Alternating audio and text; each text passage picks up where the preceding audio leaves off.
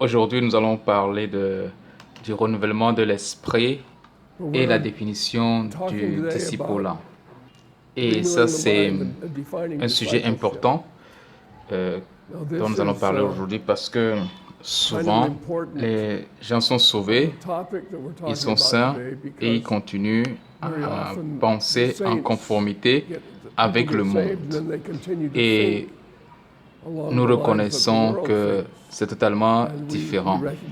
Donc, la première heure, pour la première session, nous allons parler du besoin du renouvellement de l'esprit ou de la pensée. Et donc, c'est un besoin très important.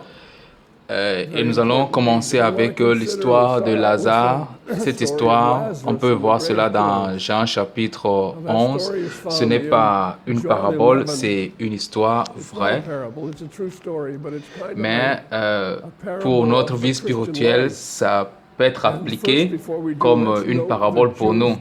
Avant d'y entrer dans l'histoire, nous allons voir comment est-ce que les Juifs enterraient selon leur tradition. Il y a ici un verset de Jean 19, verset 39. Nicodème, qui auparavant était allé de nuit vers Jésus, vint aussi apportant un mélange d'environ 100 livres de myrrhe et d'aloès. Ils prirent donc le corps de Jésus, l'enveloppèrent de bandes avec les aromates, comme c'est la coutume d'ensevelir chez les Juifs. Donc, la dernière phrase dit, comme c'est la coutume d'ensevelir chez les Juifs. Donc, nous savons comment Lazare a été enterré. Et donc, c'est la clé pour notre histoire ici. Donc, Jésus est venu à la tombe de Lazare. Je crois que nous tous nous connaissons cette histoire quand Lazare est mort et que Marie et Marthe ont envoyé une information à Jésus lui annonçant la maladie de Lazare et puis Jésus-Christ est arrivé. Et 4 jours après, Lazare était déjà dans la tombe. Et donc Jésus est arrivé devant la tombe et il y avait une pierre qui fermait la tombe et Jésus a dit « ôtez la pierre ». Et donc, ils ont enlevé la pierre. Et donc, lorsqu'il a parlé, il a crié d'une voix forte en disant « Lazare sort ». Et Lazare sortit les mains et les pieds liés de bandes. Si dans votre idée, lorsque Jésus a dit « Lazare sort », Lazare est sorti en marchant tout naturellement, un pas après l'autre de la tombe, cela n'est pas exactement la vraie image, le vrai tableau. Lazare est sorti parce que Lazare est sorti de la tombe ayant toujours les mains et les pieds liés par les bandes. Donc, Lazare est vivant hors de la tombe, mais il n'était pas libre. Et donc, c'est ça l'histoire de notre vie. Jésus-Christ leur a dit, déliez-le et laissez-le aller.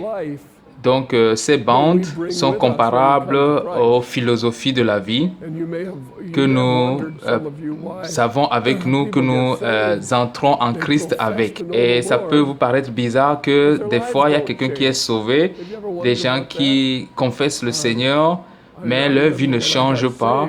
Et vous vous étonnez pourquoi. Je me suis rappelé que quand moi je suis sauvé, il y avait eu un changement radical dans ma vie, un peu comme Lazare qui est sorti de la tombe. Et maintenant, Lazare a besoin d'être rendu libre. Et nous de même aussi, on en a besoin. Et c'est pourquoi le Seigneur nous a rendus libres. Vous connaîtrez la vérité et la vérité vous affranchira. Et donc, je crois que dans certaines traductions en anglais, c'est set you free au lieu de make you free. Et donc, il y a une nuance dans cette traduction parce que la Bible dit la vérité vous affranchira. Et donc, pourquoi affranchira? C'est pour dire que la vérité vous affranchira. Ça veut dire qu'il y a un processus. Ce n'est pas d'une manière instantanée.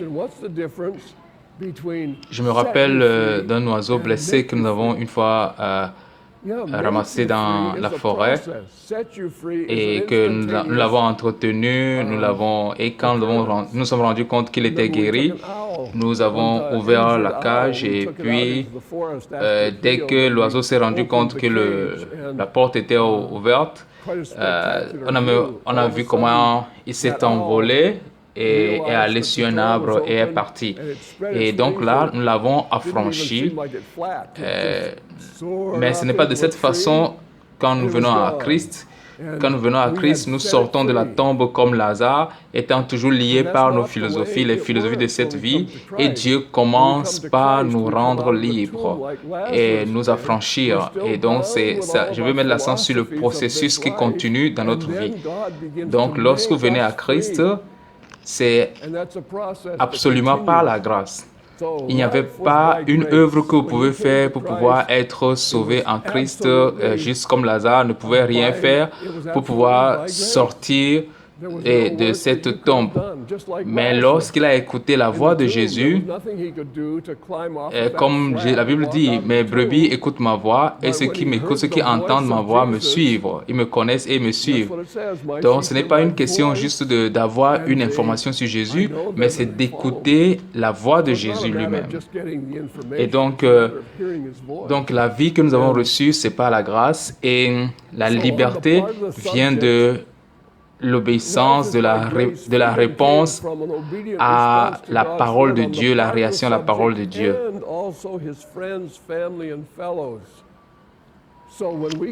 Donc, lorsque nous venons à Christ, tout le processus de devenir libre fait intervenir aussi toute la famille chrétienne, l'entretien avec les saints.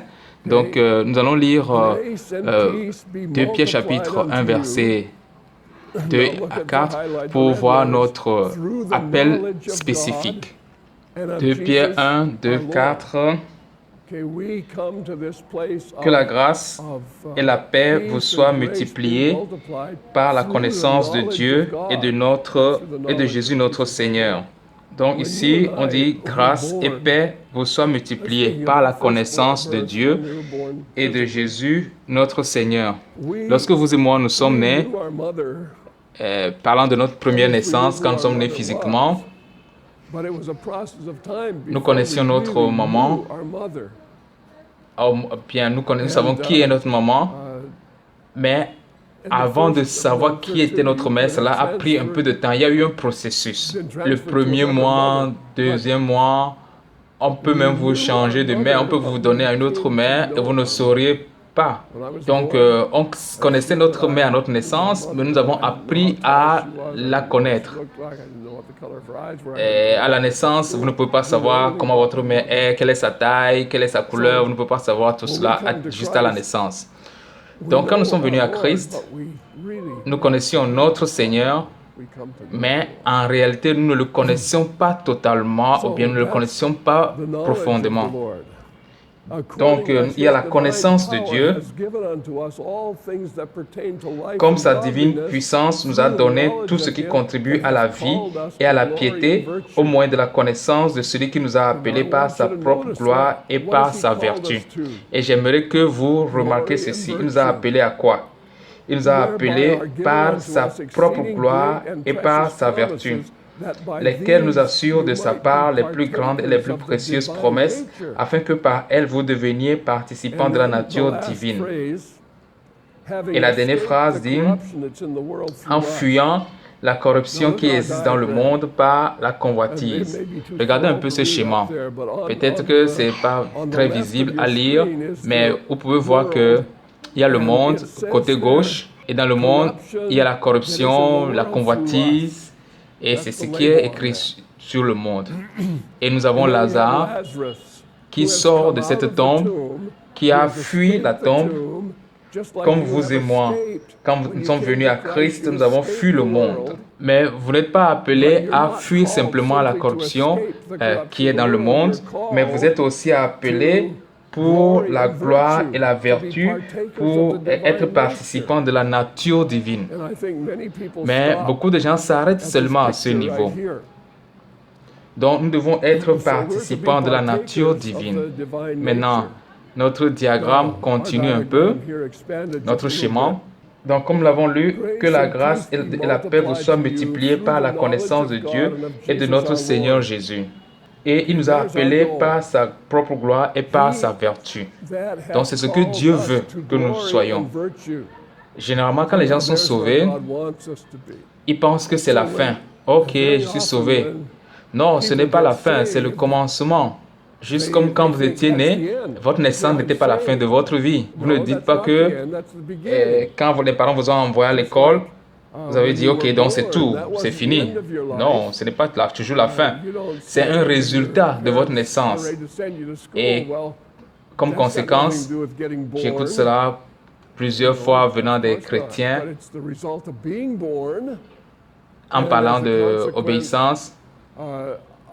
Ils disent que, pourquoi tu parles de l'obéissance? Ça n'a rien à faire avec le salut. Ça n'a pas de lien avec le salut.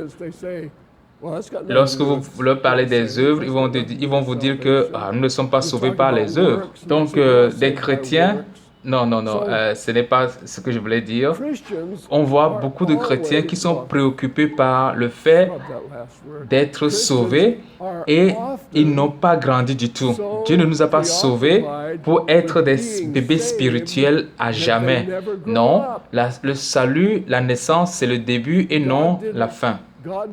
Et je pense que certaines personnes ont manqué cela, lesquelles nous assurent de sa part les plus grandes et les plus précieuses promesses afin que vous deveniez participants de la nature divine. Maintenant, où vais-je trouver ces promesses? Dans sa parole, n'est-ce pas? Et donc, c'est une partie essentielle de la vie chrétienne. Donc, être dans la parole. Nous allons lire 2 Pierre chapitre 1, verset 5. À cause de cela, même faites tous vos efforts pour joindre à votre foi la vertu. Remarquez cette phrase, cette expression. Faites tous vos efforts pour joindre à votre foi la vertu, à la vertu la science. Donc quand vous dites que je suis sauvé par la foi, nous avons des petites phrases comme ça dans les églises évangéliques qui sont vraies, mais des fois, ces phrases peuvent devenir des pierres d'achoppement. Vous l'avez déjà entendu, peut-être quelqu'un dit « Je suis sauvé par la foi seule, rien que la foi est en Christ seul. » Est-ce que cette parole est vraie? Oui. Est-ce que ça peut être une parole fausse? Comment est-ce que ça peut être une parole fausse? Ça peut être une fausse déclaration si nous avons la foi dont Jacques parle, la foi que Jacques reproche. Jacques a dit, la foi sans les œuvres est une foi qui est morte. Donc dans ce sens-là, la foi seule qui n'a rien produit, c'est une foi morte, c'est mort. Donc ici il dit, faites tous vos efforts pour joindre à votre foi la vertu, à la vertu la science, à la science la tempérance, à la tempérance la patience, à la patience la piété. Donc ce sont des choses que nous devons ajouter. Et qu'est-ce qui arrive quand nous les ajoutons? Quand nous les ajoutons, Dieu est en train de nous affranchir. Donc il y a ce tableau du processus. Et si nous nous arrêtons à la naissance, là, nous sommes un panier vide et c'est ce qui arrive souvent. Continuez un peu cette lecture. À la piété, l'amour fraternel, à l'amour fraternel, la charité. Car si ces choses sont en vous et ils sont avec abondance, elles ne vous laisseront point oisifs ni stériles pour la connaissance de notre Seigneur Jésus-Christ.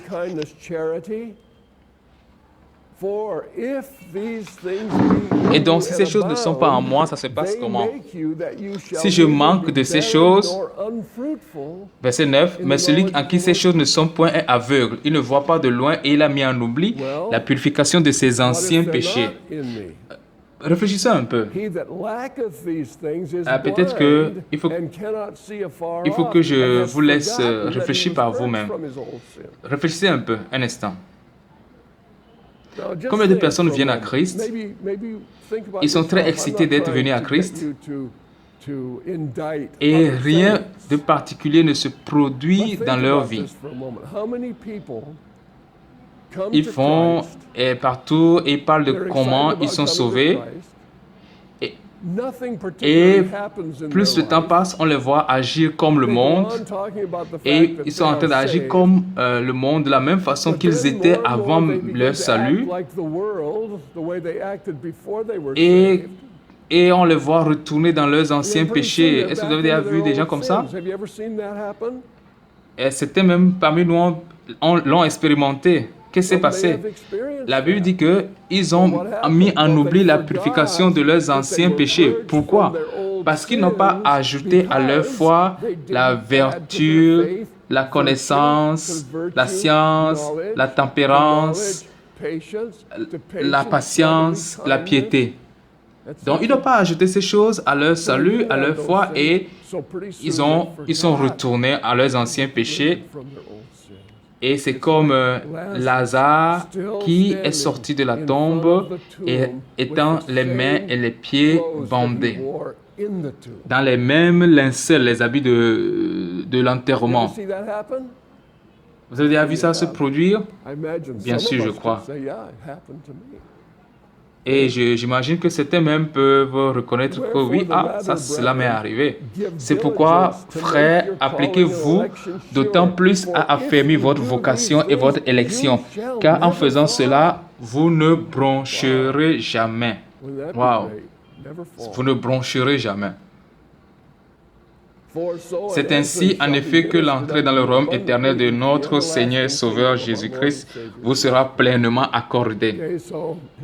Donc, on retourne à notre schéma. Donc, Dieu veut que nous quittions la corruption et la convoitise du monde.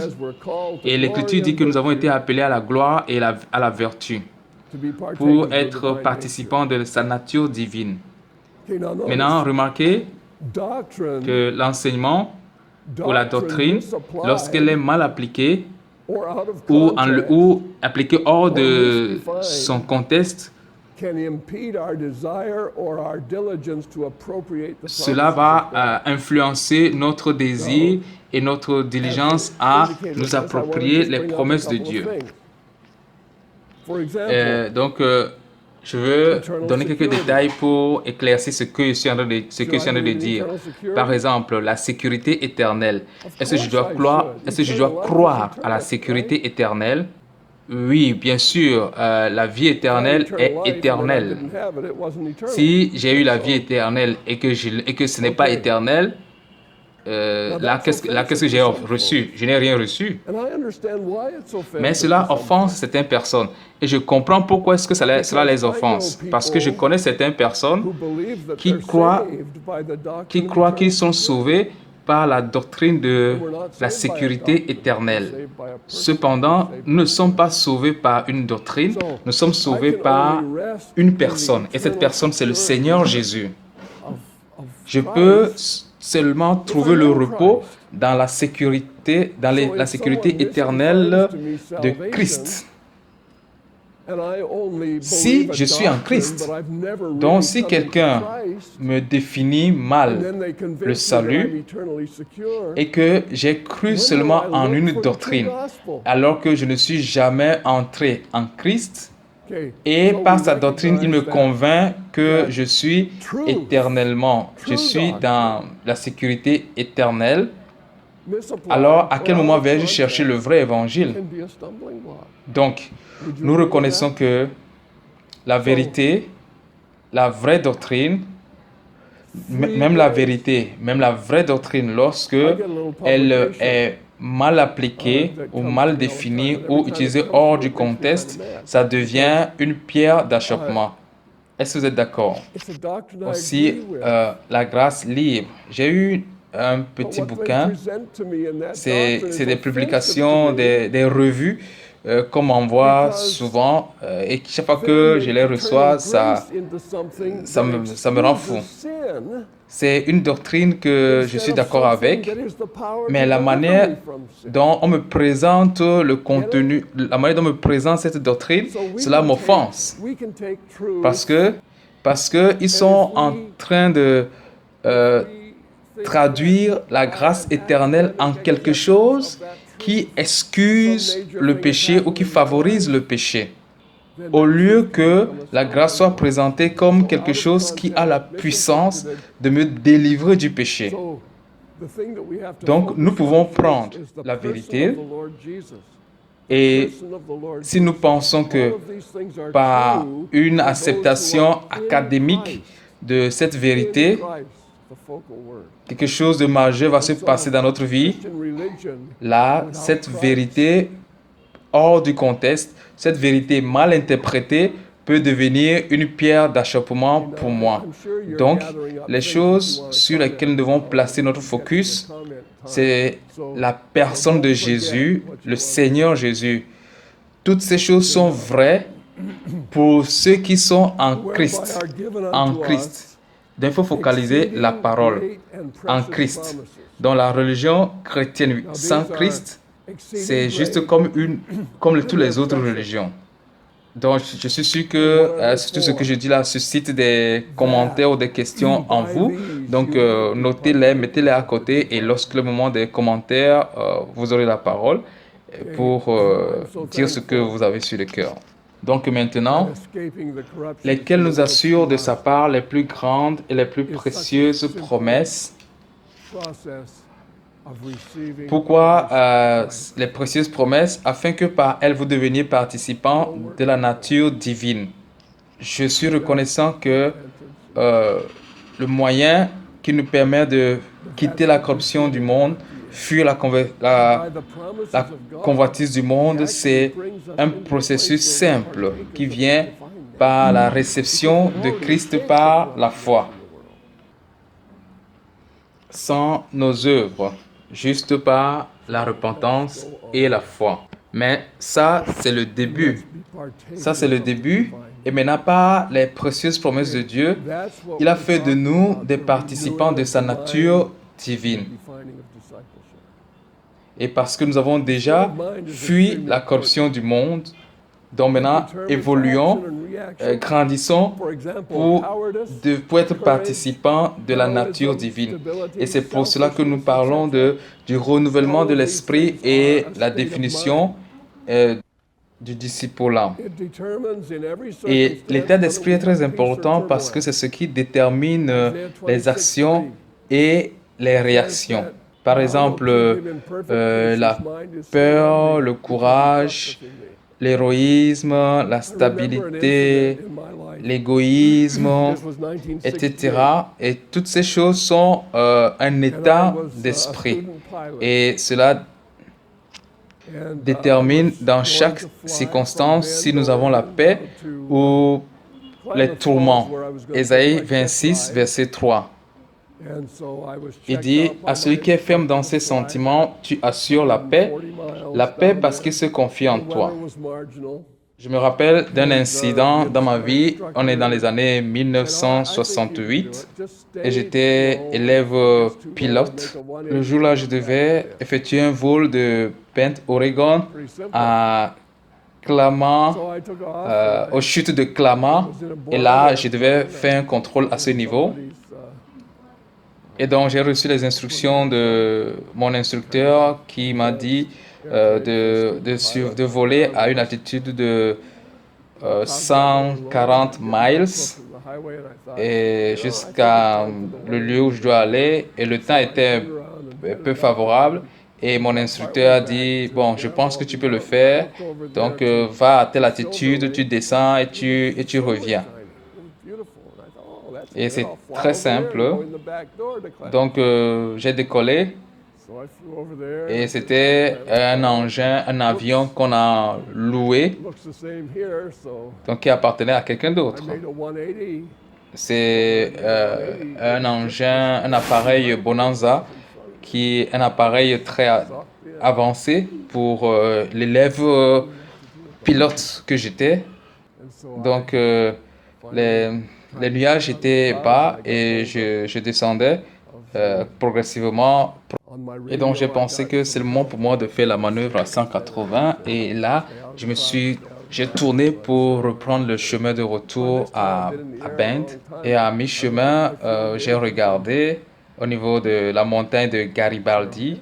J'ai vu le lac et c'était beau. J'ai dit, ah, ça c'est bien. Je vais aller là-bas, je vais survoler le lac et contourner la chute de Klamath. Donc, je suis allé là-bas.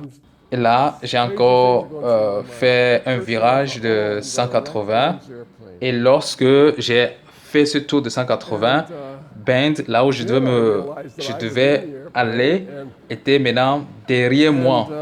Ce n'était plus devant moi. Donc, j'ai changé de direction sans le savoir en ce moment. Et donc, je me suis perdu et je ne savais pas comment je devais faire. Finalement, j'ai essayé de me placer au-dessus des nuages. Et à partir de ma radio, j'ai eu de l'aide par le centre de Seattle. Et ils m'ont dit, reste au-dessus des nuages. Mais j'avais déjà passé beaucoup de temps dans les airs. Et quand j'ai vu les guides qui indiquent le niveau du carburant, c'était déjà bas. Je manquais déjà du carburant. Le réservoir était déjà vide. Et j'étais au-dessus des nuages, près de 16 000 pieds. Et on ne fait pas ça si on n'a pas d'oxygène. Donc, des choses folles passaient déjà par ma tête. Oh, je vais cracher cet appareil. Et, et c'est en ce moment que je me suis rendu compte que j'étais dans un avion. Et j'ai commencé par paniquer. Je suis devenu très tendu. J'étais très tendu. Qu'est-ce que je vais faire maintenant? Et là, ce verset est venu dans ma tête.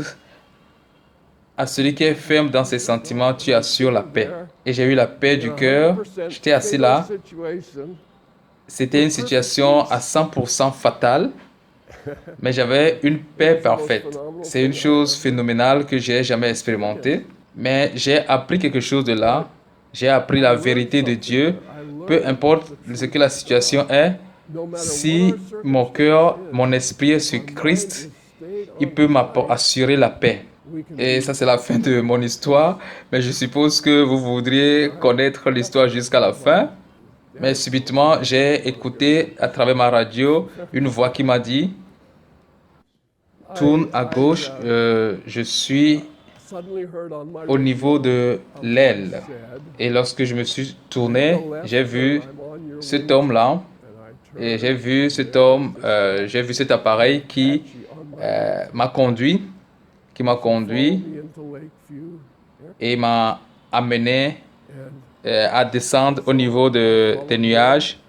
Et il m'a fait atterrir sur un petit aéroport là. Et quand j'atterrissais, le carburant était totalement fini dans mon appareil.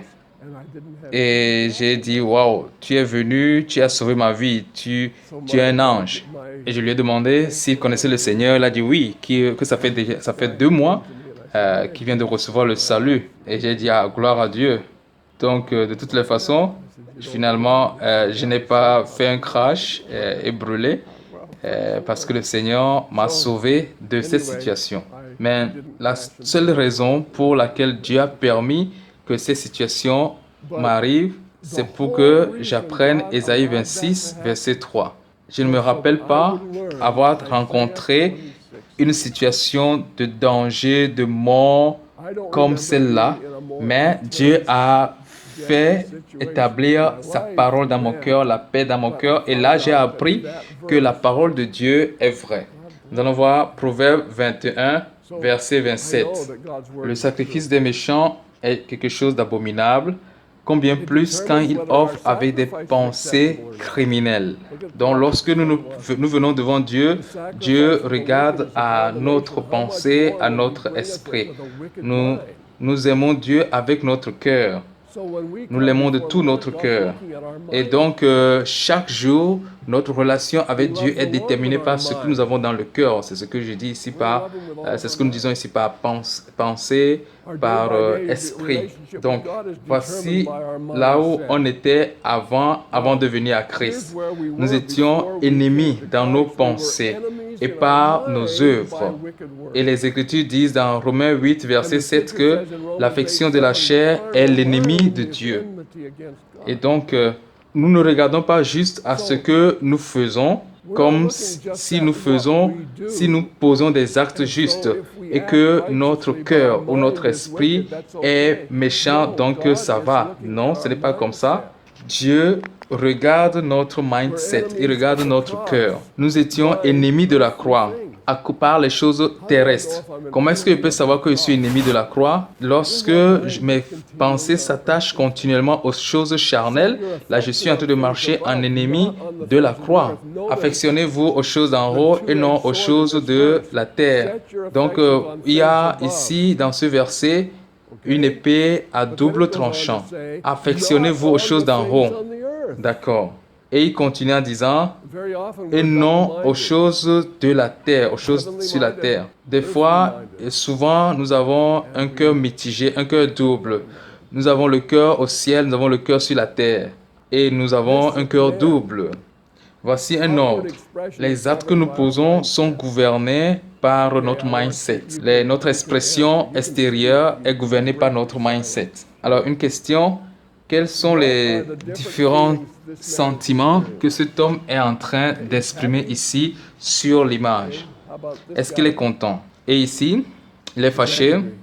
Et celui-ci, il est triste ou inquiet. Comment le savez-vous? C'est par son apparence, son extérieur, ses expressions. Maintenant, rappelez-vous, quand on parlait du dessein éternel de Dieu, nous avons parlé de l'esprit, de l'âme qui est le siège de la volonté et des émotions. Nous avons parlé du corps. Vous vous rappelez, l'esprit est vivant si vous êtes en Christ et la volonté, l'émotion, c'est dans l'âme. Et donc, le corps est l'instrument d'expression. Le corps que vous avez, c'est l'outil pour exprimer ce que vous avez dans votre âme. C'est le corps qui exprime ce que vous avez dans votre âme. Nous savons cela, que l'état d'esprit détermine les signes apparents. Dans ce cas, c'est juste son visage que nous voyons. Mais qu'en est-il de ses mains, de ses pieds, des actions qu'il va poser? Toutes ces choses sont déterminées par son mindset, par son esprit, par ses pensées. Par exemple, vous êtes en train de conduire et le feu jaune s'allume, qui veut dire une ou deux choses. Ça veut dire fonce, va vite pour pouvoir dépasser le feu rouge, ou alors attends, arrête-toi jusqu'à ce que le feu vert ne s'allume. Maintenant, que ferez-vous? Que faites-vous? Ce que vous allez faire en ce moment, dans ce cas, devant ce feu jaune, est déterminé par votre mindset, n'est-ce pas? Donc, appliquez cela au péché. Lorsque vous avez quelque chose qui vient dans votre esprit, dans votre cœur, dans votre pensée, et que cette chose, c'est le péché, et que la lumière, le feu jaune vient, et que le Saint-Esprit dit, et vous dites, non, moi je peux battre ceci, et vous avancez, et vous tombez dans le péché, et vous violez le feu rouge, c'est parce que vous n'avez pas écouté le feu d'avertissement.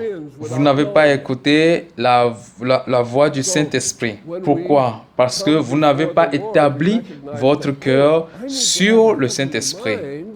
Votre cœur a été établi sur ce qui va vous amener à franchir la ligne du péché. Votre cœur n'était pas établi sur ce que le Saint-Esprit vous dit, ce que le Saint-Esprit vous a dit avant de commettre le péché. Et rappelez-vous de ceci, personne ne pêche sans le savoir. Donc, lorsque nous venons devant le Seigneur, nous reconnaissons que, il me faut avoir une pensée céleste.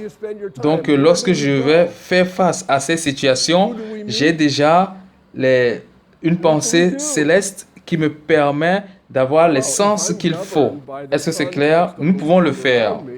Donc, soit nous sommes négligents dans notre marche chrétienne ou nous dépendons totalement sur notre mindset. Et donc, notre vie future est affectée par notre état d'esprit de maintenant. Spécialement les jeunes qui nous allons épouser dépend de comment nous pensons aujourd'hui. Ça dépend de avec comment nous passons le temps, où est-ce que nous allons, avec qui nous sortons, qui nous rencontrons et qu'est-ce que nous faisons. Donc, si je suis gouverné par le contexte du monde qui m'entoure, donc je vais faire ce que le monde fait, je vais aller là où le monde va, je vais rencontrer celui que le monde rencontre, et c'est probablement quelqu'un du monde que je vais épouser.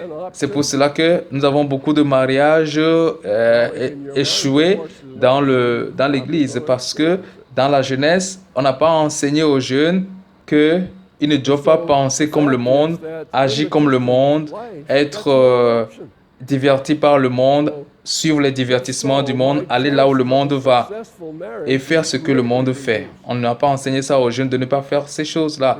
Et ça, c'est clair. Aujourd'hui, c'est aujourd'hui qui gouverne demain. Et des fois, c'est une déconnexion que les gens n'arrivent pas à faire avec le monde. Donc, notre mariage futur est déterminé par notre manière de penser actuelle. Exemple, dans mon esprit, est-ce que le divorce est une option? Oui. Si dans votre pensée, le divorce est une option, vous allez probablement l'expérimenter. Et donc, le fait que dans la vie chrétienne, le mariage n'est pas une option. Et donc, si pour moi le mariage est une option, mes chances de réussir mon mariage vont automatiquement se réduire. Et vous vous rappelez, quand vous prêtez le serment du mariage, il n'y avait pas l'option de divorce là-dedans. Et c'est pour cela que dans le serment, dans les vœux du mariage, dans la formule traditionnelle, on dit quoi? Pour le meilleur et pour le pire. Donc, nous devons nous rappeler de cela.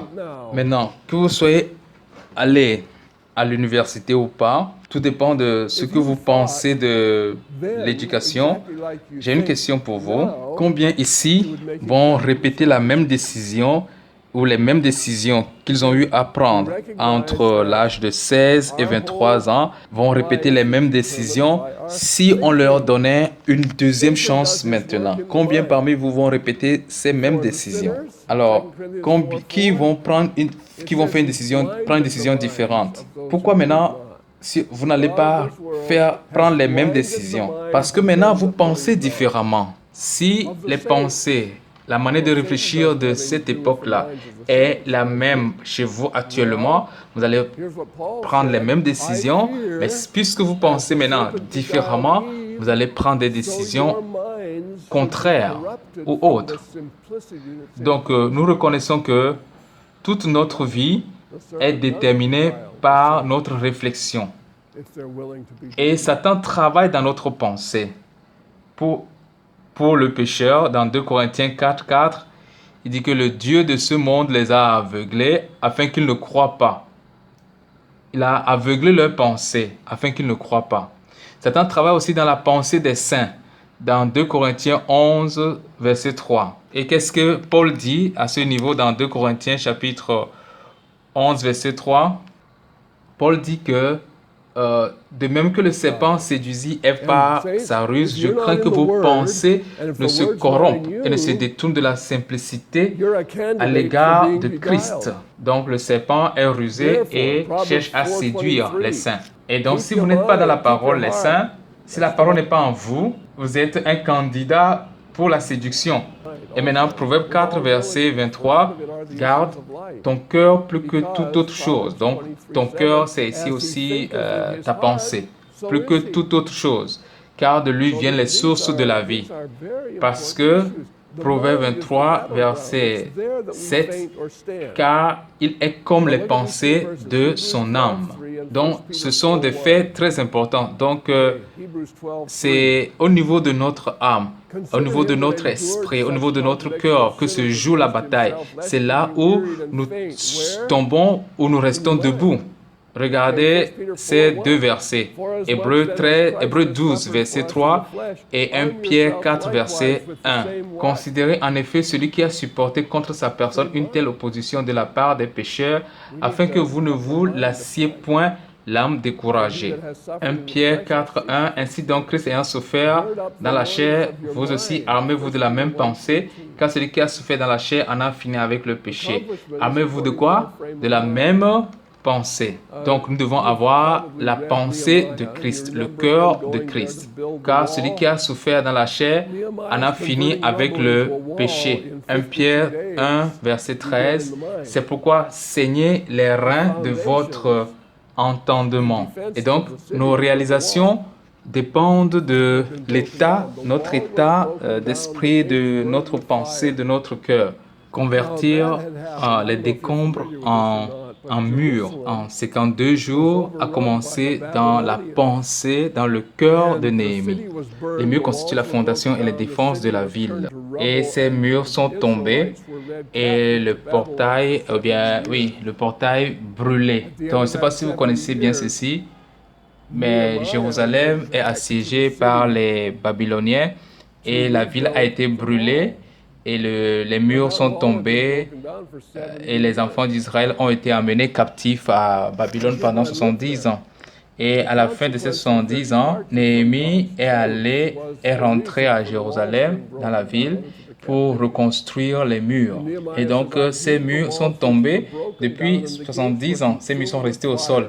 Et les gens ont vécu là-bas. Et c'était les conséquences du fait qu'ils ont quitté la parole de Dieu, la vérité de Dieu. C'est pour cela qu'ils sont allés en captivité. Et lorsque Néhémie a vu ces murs qui étaient tombés, les portes qui sont brûlées par le feu, il a dit, OK, on va reconstruire.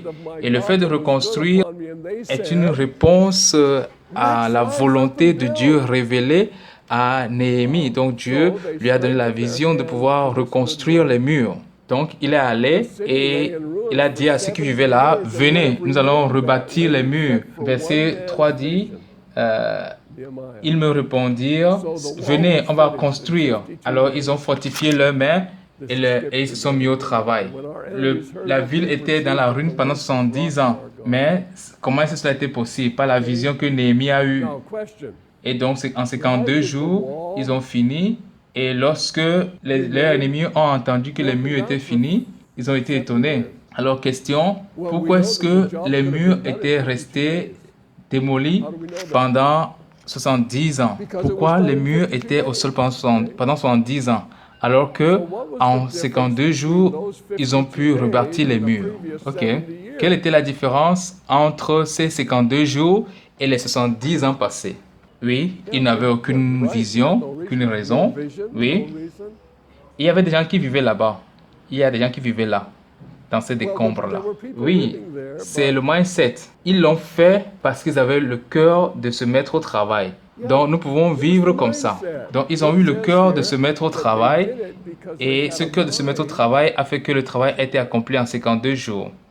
Donc, les saints, nous pouvons mener notre vie chrétienne dans un désordre total, un désordre spirituel total, comme beaucoup de chrétiens le font, pour une seule raison. Ils sont satisfaits qu'ils sont sauvés. Ils sont juste satisfaits pour cela. Et ils n'ont aucune pensée d'être conformes à l'image de Christ. Et cette pensée, ce mindset prouve qu'ils pensent que leur salut est pour eux-mêmes. Ils ont reçu le salut pour eux-mêmes. Mais nous ne sommes pas sauvés pour nous. Nous sommes sauvés pour lui. Il nous a créés pour lui, par lui. Et donc, c'est ce qui doit être notre pensée, notre mindset. Dieu a témoigné de l'homme en disant que tout ce que l'homme imagine, l'homme peut le faire. Dieu a dit cela dans Genèse 11, verset 6. Et nous avons prouvé cela. Nous avons même envoyé les hommes sur la lune. Nous avons fait des choses merveilleuses. Parce que Dieu Ah, c'est parce que Dieu nous a permis de le faire. L'homme peut faire tout ce que Dieu lui permet de faire. Que cela ne vous étonne pas que Satan essaie dur de pouvoir prendre en captivité notre imagination, notre pensée. C'est pourquoi 2 Corinthiens 10, verset 5 dit que nous amenons toute pensée captive à l'obéissance de Christ. Nous renversons les raisonnements et toute hauteur qui s'élève contre la connaissance de Dieu. Donc cela veut dire que lorsque nous nous levons dimanche matin, nous sommes supposés penser à Dieu, n'est-ce pas? Et maintenant, lundi matin, on doit penser au contrat, on doit penser à la fondation, on doit penser au travail du bureau, on doit penser à toutes choses. Et dimanche, quand dimanche revient, là, on se lève, on pense à Dieu d'abord. Mais ça, ce n'est pas comme ça, c'est faux. Nous ne sommes pas chrétiens une fois par semaine. Nous sommes chrétiens tout le temps. Et la seule raison pour laquelle je vais au travail, c'est pour être un modèle. C'est pour démontrer le caractère du Seigneur Jésus. C'est pour témoigner le caractère du Seigneur Jésus. Que mon travail réussisse ou échoue, j'ai une seule responsabilité dans ce travail, c'est d'être la manifestation du caractère du Seigneur Jésus-Christ. OK? Et si je le fais, je vais réussir mon travail. Et si je le fais et j'ai échoué à mon travail, il n'y a pas de souci. D'accord? Et donc, pour pouvoir accomplir la volonté de Dieu, nous avons besoin d'un cœur disposé et d'un cœur parfait. 1 Chronique 28, versets 9 et 10. Et vous pouvez lire ces versets une fois chez vous à la maison. Une mauvaise impression conduit à une mauvaise préparation. Les philosophies trompeuses nous amènent à avoir de fausses pensées, de faux raisonnements et nous conduisent vers des faux buts et des buts impies.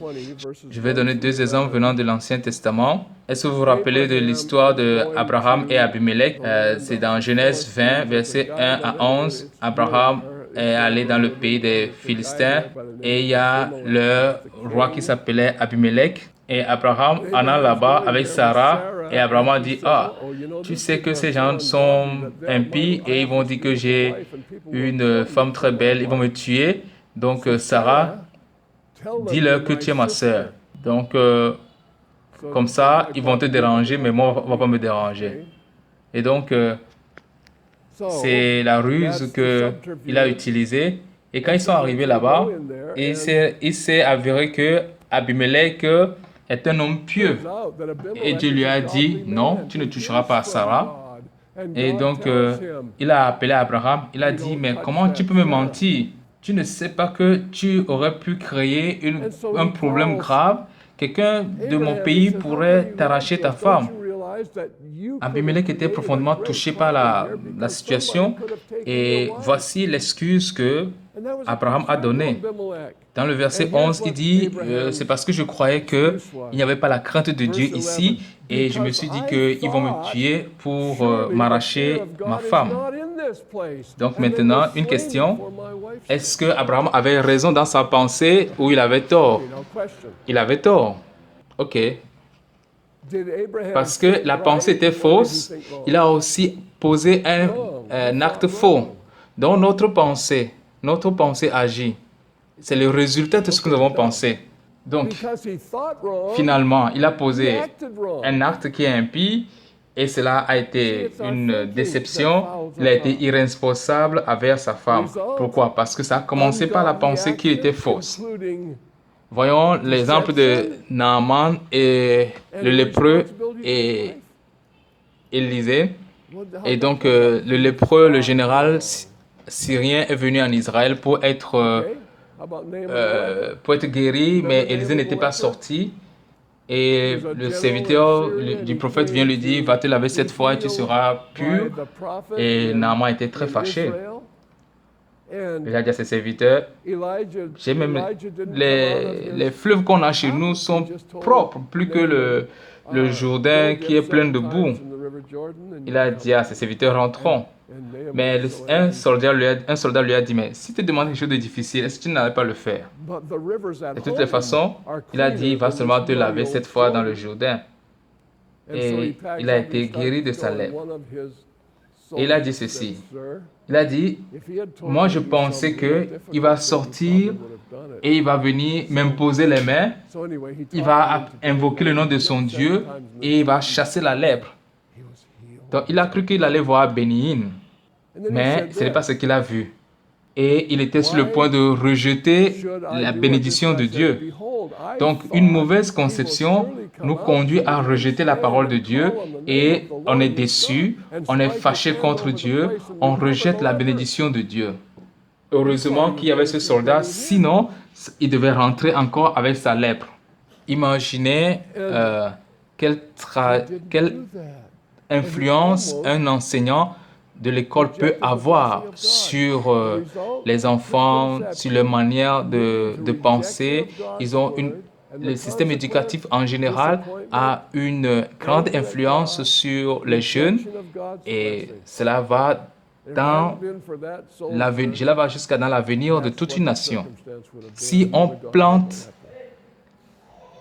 les fausses pensées à l'enfant, si on plante des fausses conceptions dans l'enfant, on peut détruire toute une nation. Pourquoi? On a déjà vu ça se produire. Vous vous rappelez? Il y avait un pays qu'on appelait Amérique. Il y a 40 ans, on a commencé par enseigner dans ce pays le socialisme à partir du jardin d'enfants de la maternelle. Et c'est comme ça que ça grandit. Et aujourd'hui, ils ont tous grandi et ils sont devenus tous socialistes dans leur esprit, dans leur pensée. Eux-mêmes ne se considèrent pas ainsi, mais la philosophie du socialisme s'est bien répandue totalement dans notre pays. Et ce qui fait que nous avons finalement élu un président marxiste. Est-ce que vous pouvez croire en cela? Comment cela s'est passé? Comment cela peut-il se produire? Non, ça a commencé par le changement dans notre processus de pensée, dans la pensée de la majorité des votants. Donc, on peut appliquer cela aussi aux choses spirituelles. C'est comme ça que Satan attaque l'Église. Satan attaque l'Église en nous amenant à penser comme le monde pense. Et c'est ce qui rend l'Église mondain. Et c'est une stratégie merveilleuse. Et quels sont les avertissements du Nouveau Testament? Dans Colossiens 2, verset 8. Prenez garde que personne ne fasse de vous sa proie par la philosophie et par une vaine tromperie en s'appuyant sur la tradition des hommes, sur les rudiments du monde et non sur Christ. Donc que personne ne vous détruise, que personne ne détruise votre valeur ou votre beauté, que personne ne affaiblisse votre caractère, que personne ne vous arrache de force ce que vous avez de bien, que personne ne vous fasse perdre vos qualités, que personne ne vous pille. Tout ça, on met dans le sens de que personne ne fasse de vous sa proie. Alors, qu'est-ce que Satan fait? Comment est-ce que Satan va nous piller? Comment Satan va nous déraciner? Par la philosophie, par la manière dont vous pensez. Ne pensez pas que je suis venu détruire la loi. Et c'est ici qu'on voit la vérité qui est utilisée contre l'Église. Ne pensez pas que je suis venu détruire la loi ou les prophètes. Je ne suis pas venu détruire la loi ou les prophètes, mais je suis venu l'accomplir. Et nous disons que nous ne sommes pas sous la loi, que la loi est inutile pour nous maintenant, donc nous ne faisons plus attention à la loi. Mais Jésus a dit quoi? Je ne suis pas venu détruire la loi. Je ne suis pas venu détruire les prophètes, mais je suis venu les accomplir.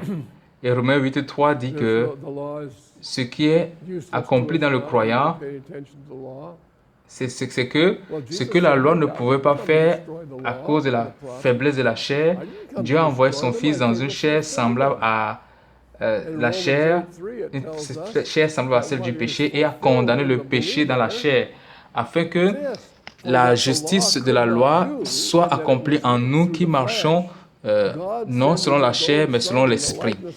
Autrement dit, la loi ne peut pas nous conduire à la justice. Mais la loi est une définition de la justice, oui. La loi n'est pas le moyen qui nous conduit à la justice, mais la loi est une définition de la justice. La loi définit la justice. Autrement dit, si je marche en Christ, est-ce que je vais voler? Non. Et la loi aussi le confirme. La loi dit, tu ne voleras pas. Si je suis en Christ, est-ce que je vais commettre l'adultère? Non. Et même la loi aussi dit, tu ne commettras pas d'adultère. Donc vous voyez, ce que la loi demande, Christ le promet, sans même changer les paroles. La loi dit, tu ne tueras pas. Christ aussi dit, tu ne tueras pas. Oui, réellement, la justice de la loi est accomplie en nous qui marchons non d'après la chair, mais selon l'esprit. Est-ce que cela est clair pour vous? Donc, c'est ce qu'il nous dit. Alors, je vous le dis en vérité, tant que le ciel et la terre ne passeront point, il ne disparaîtra pas un seul iota ou un seul trait de l'être, jusqu'à ce que tout soit arrivé. Et très souvent, lorsque nous disons dans les églises chrétiennes que nous ne sommes plus sous la loi, les gens interprètent ça pour dire que donc nous pouvons être sans loi maintenant. Mais ce n'est pas ce que ça veut dire. Et donc, quiconque brisera l'un de ces commandements et qui enseignera à l'un de ses petits de faire la même chose sera considéré comme petit dans le royaume des cieux. Et celui qui les gardera et enseignera aux hommes à faire de même sera grand dans le royaume des cieux. Donc, le résultat, c'est que on a une mauvaise compréhension de la grâce. Et c'est l'un des moyens que Satan utilise pour détruire la justice que nous avons en réalité dans l'Église. Ne pensez pas qu'il soit venu apporter la paix. Et donc, comme résultat, nous avons une mauvaise compréhension de la paix. Les communistes en Amérique centrale et dans d'autres endroits ont utilisé la Bible. Ils ont utilisé ce que nous appelons la théologie de libération et ils démontrent que Christ était un communiste et que Christ a enseigné que on doit rassembler tout, on doit tout partager les uns avec les autres et qu'on doit avoir tout en commun et partager. Donc, ils ont pris la vérité qu'ils ont transformée, qu'ils ont pervertie. Et leur objectif, c'est quoi? C'est la paix. En faisant ainsi, on sera dans la paix, la paix, la paix, la paix, Greenpeace, apporter la paix au monde. Donc, dans tout ça, il y a l'incompréhension. On comprend mal la paix. Beaucoup de chrétiens aussi essaient de pouvoir établir cette paix dans le monde. Où est-ce qu'on peut avoir la paix? Quand est-ce qu'on peut avoir la paix dans le monde? On aura la paix dans le monde quand Jésus sera de retour. Jésus-Christ va créer la paix. En dehors de Jésus-Christ, il n'y a pas de paix dans ce monde.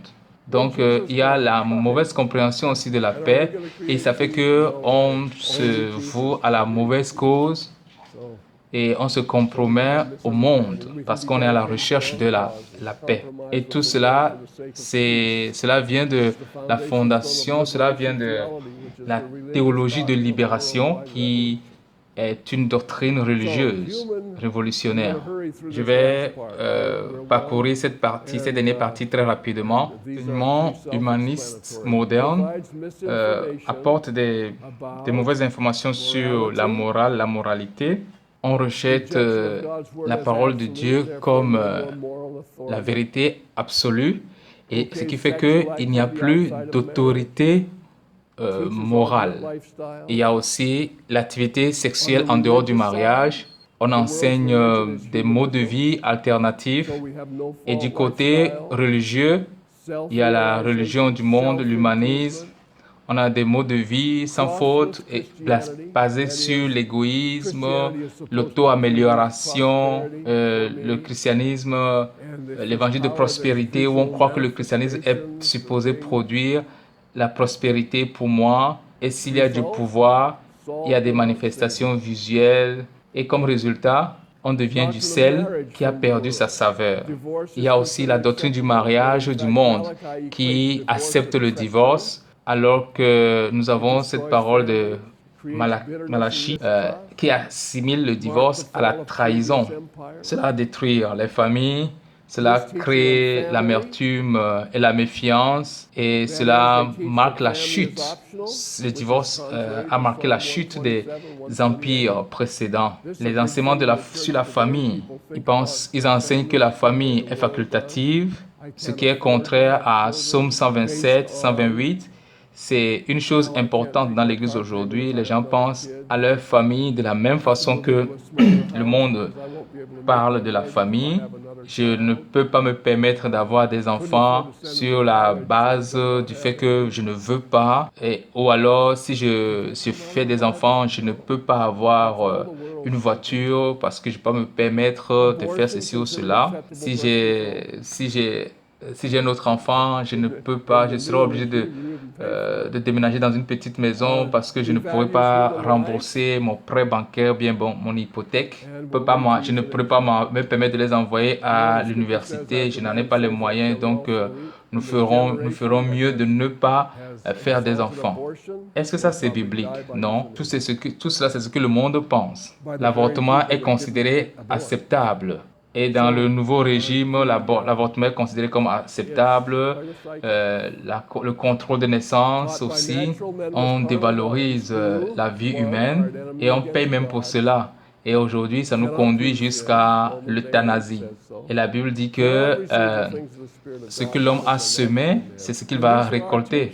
Donc, la génération qui a exalté l'avortement mourra probablement par l'euthanasie, par les mêmes personnes qu'elle n'a pas avorté. Donc, c'est tout un cycle. Donc, enseigné par des hommes naturels avec un esprit charnel qui sont ennemis de Dieu et qui ne peuvent pas plaire à Dieu dans Romains 8:8 et qui ne peuvent pas recevoir les choses de Dieu, de l'Esprit de Dieu.